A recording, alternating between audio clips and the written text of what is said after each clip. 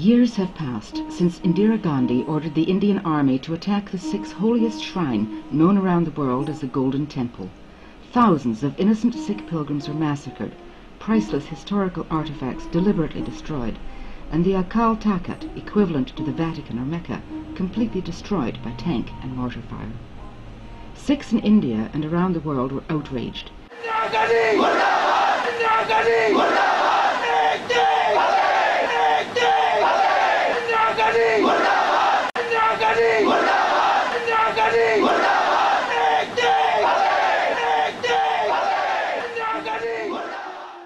The invasion of the Golden Temple sent India into civil war in which over 150,000 Sikhs are said to have lost their lives. Sikhs make up less than 2% of the Indian population, but contributed more to the civil rights movement than any other community or religion. Out of 2,125 martyrs, 1,550 were Sikhs, 73%. Out of 2,646 exiled to the Andaman Islands, 2,147 were Sikhs, 81%. Out of 127 Indians sent to the gallows, 92 of them were Sikhs, 72%. This documentary will look at historical events and promises made to Sikhs to try to shed some light on why the Sikhs feel betrayed. The background. The roots of the present problem that Sikhs face predate the independence of India. The British had envisioned the formation of 3 separate countries, one dominated by Hindus, one by Muslims, and one by Sikhs. The Sikhs, on the basis of solemn assurances given to them by Mahatma Gandhi, Nehru, and other Congress leaders with regard to their constitutional and religious freedoms, put their trust in the Hindu majority and opted to remain as part of India. With the benefit of hindsight, it is clear that the trust was misplaced. Ever since independence, for them it has been a long, hard, and frustrating struggle to win those rights which had been assured to them as long ago as 1929. The brave Sikhs of Punjab are entitled to special consideration. I see nothing wrong in an area and a set-up in the north wherein the Sikhs can also experience the glow of freedom. So stated Jawaharlal Nehru, the first Prime Minister of India, 3 years prior to independence, in the flowery language for which he was renowned. More formal assurances were also given to the Sikhs regarding their future in India over the 30 years leading up to independence. One of the first assurances given to the Sikhs was in 1929, following a huge independence rally held by Sikhs in Lahore. In the words of the Times, the 500,000-strong procession led by the veteran Sikh leader Baba Karak Singh put the Congress show into shame and shadow. Mahatma Gandhi, Nehru, and other Congress leaders then met Baba Karak Singh and gave the Sikhs their solemn assurance that after India has achieved political freedom, no constitution will be framed by the majority unless it is freely acceptable to the Sikhs. 2 years later, in 1931, Mahatma Gandhi reiterated this assurance at Gurdwara Sisganj in Delhi, adding, "I ask you to accept my word and the resolution of the Congress that it will not betray a single individual, much less a community. If it ever thinks of doing so, it will not only hasten its own doom, but that of the country too." Congress also passed several resolutions concerning the political makeup of post-independence India. It committed itself to a union of states, to be based on linguistic and cultural boundaries, which were to be loosely governed by a federal government. Only months before independence, Nehru declared, "The various territories of the Union of India will be autonomous units with residuary powers." But, ultimately, it was the human value of trust rather than formal resolutions which persuaded the Sikhs to remain as part of India. After all, using Nehru's words, the commitment to uphold the rights of the minorities was a declaration, a pledge, and an undertaking before the world, a contract with millions of Indians, and therefore in the nature of an oath which must be kept. However, the goodwill and any affinity to an oath evaporated rapidly with the coming of independence. One of the most immediate and vivid examples was a secret circular sent out to all deputy commissioners in Punjab by the Home Minister V.B. Patel. In essence, they were instructions that Sikhs, particularly those migrating from Pakistan, should be treated like a criminal tribe. The government was urged to be severe, so that the Sikhs should wake up to the political realities and recognize who are the masters and who the slaves. In 1950, when the Indian Constitution was drafted, Sikhs, along with Buddhists and Jains, were categorized as Hindus. The Sikhs were deeply offended by this and saw it as a refusal by Congress to recognize the independence of their religion. Therefore, considering the Constitution unacceptable and having felt betrayed, the Sikh representatives walked out in protest and refused to ratify the Constitution. However, Sikh protests had virtually no effect, and gradually all the personal laws of the Sikhs were abolished and Hindu laws were enforced upon them. For example, the Anand Marriage Act was replaced with the Hindu Marriage Act of 1955. All this despite the solemn promise that no constitution would be imposed on them. After independence, Congress began to drag its feet on the reorganization of state boundaries on linguistic and cultural grounds. However, by the mid-50s, the government had conceded to the formation of linguistically based states in the south of the country, Andhra, Karnataka, Kerala, and Tamil Nadu. At the same time, agitations were also ongoing for a Punjabi-speaking state, but these were to no avail. Without going into the detailed history of the agitations, commissions, and political manoeuvring, it suffices to note that the end result was the formation of Haryana, an extended Himachal Pradesh, and the present Punjab by 1966. This was not the solution the Sikhs had been looking for. Sikhs had already suffered greatly as a result of the partitioning of Punjab between India and Pakistan in 1947. The already shrunken Punjab was further being lopped in half to form a Hindi-speaking state, Haryana, which nobody had asked for.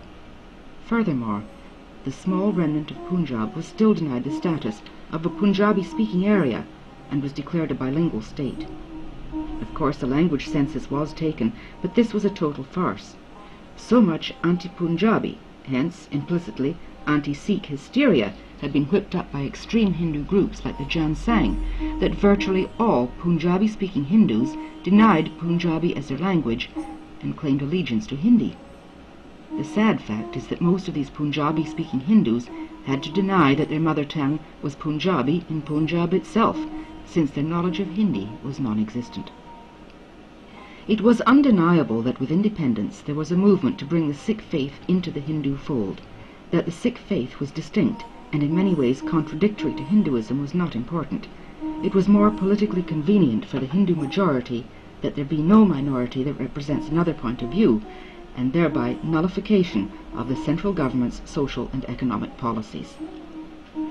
Ian Stevens, a historian and journalist who spent much of his life in India, comments, "The British, after 1857, may in a general way be said to have buttressed Sikhism up for imperial purposes of their own, and since the subcontinent's partition in 1947, political pressures from Delhi for the Sikhs' reabsorption into Hinduism have inevitably become stronger. Economically, Punjab is largely a farming state, and it has been made to suffer. Farmers in Punjab pay higher prices for their agricultural inputs, but are offered lower prices for their produce in comparison with neighbouring states. The central government has assumed sole control over prices, and farmers are not allowed to cross state boundaries to get higher prices for the fruits of their labours in the next state." Again, electricity generated by the hydroelectric dam in Bakra on the Punjab border historically has been more costly in Punjab than it is in neighbouring states. Very little has been invested in the Punjab by the government, particularly in industrial terms. The government, of course, claims that Punjab is already a rich state, and so the wealth and investment must be channeled into poorer states. This is perfectly reasonable now, but one has to realize that in 1947, Punjab was a state utterly broken and totally ruined both economically and socially by the partition with Pakistan. It has only become successful by the hard work and initiative of its inhabitants, and with virtually no help from Delhi. Now that Punjab is a fairly rich state, and industrial development is no longer a question of finance from Delhi, the central government still frustrates any attempt to develop Punjab. The state government is powerless to undertake any major regional development programs without the permission of Delhi. The states are hardly autonomous units, as Nehru had promised. Even more serious than the general and widespread discrimination against the Sikhs in India is the malicious interference in their religious affairs. One form in which this appears is the strong support given to breakaway groups from Sikhism. The formation of new sects is inevitable, and this occurs in every religion and society. However, the situation becomes very suspect when the government is responsible for giving large grants and land to new movements, and these resources are used to undermine the Sikh faith. At the same time, barriers are placed in front of maximum exposure for religions other than Hinduism. There are several such groups which are Sikh-like in appearance, but fundamentally opposed to its basic tenets, and which have grown out of all proportion purely as a result of government funding. The demands of the 1984 agitation. To understand the demands of 1984, it is best to explore the demands of the agitation. The demands were not to be discriminatory against Hindus, nor to be considered as separatist, as the Indian government propagated and maintained. The demands of the current agitation were based on the so-called Anandpur Resolution. In essence, the resolution demanded greater autonomy for Punjab on lines similar to the provisions already applicable to the state of Jammu and Kashmir. The principal demands were as follows: redrawing the boundaries of Punjab to redress the imbalance and its deviation from linguistic and cultural principles, including the return of Chandigarh to Punjab. The principles underlying this demand are not new, but are totally consistent with Congress resolutions made before independence.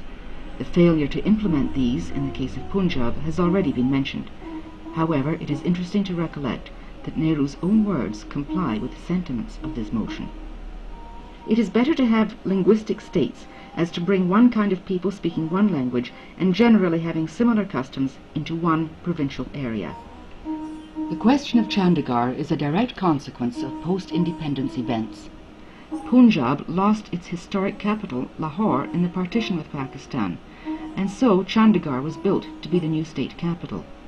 However, after the second, unwarranted partition of Punjab to form Haryana, by which several thousand Punjab villages were unjustly annexed, Punjab again lost its capital city.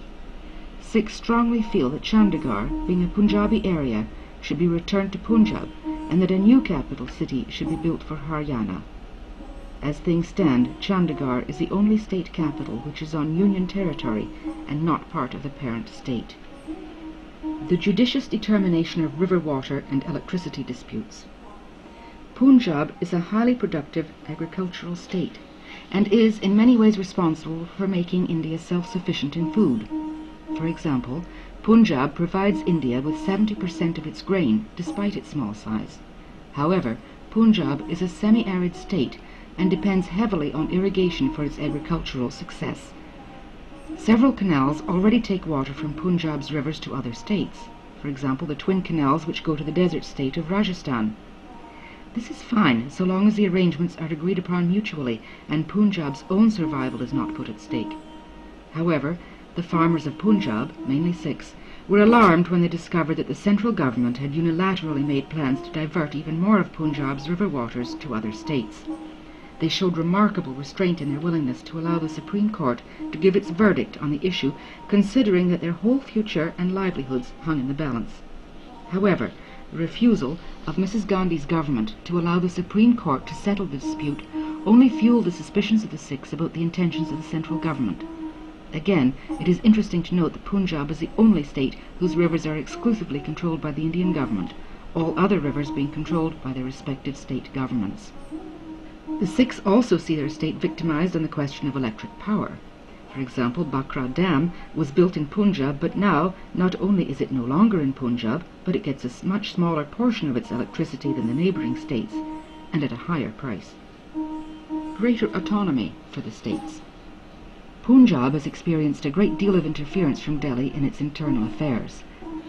This has been particularly true in the case of regional industrial development by the state government, which has been almost totally thwarted. For example, the plan of the Punjab government to build the Then Dam on the River Ravi to alleviate the increasing demand for more power and water in the state has been frustrated by the central government by withholding clearance for the scheme for the last 18 years. Even development projects which are funded wholly by the state itself are often refused permission by Delhi. The Sikhs insist that individual states should have much more control over state issues and that Delhi should only have control over national issues. Neither is this demand applicable only to Punjab, nor is it in any way radical. In addition to Nehru's own declaration that the states would be autonomous units, the British Transfer of Power Act 1947 also provided that the Indian government will be a federal, loose centre government exercising power on only 3 subjects, namely communication, defence and foreign affairs. The religious demands. These 3 demands dealt with economic and political matters and were regional demands independent of Sikh issues.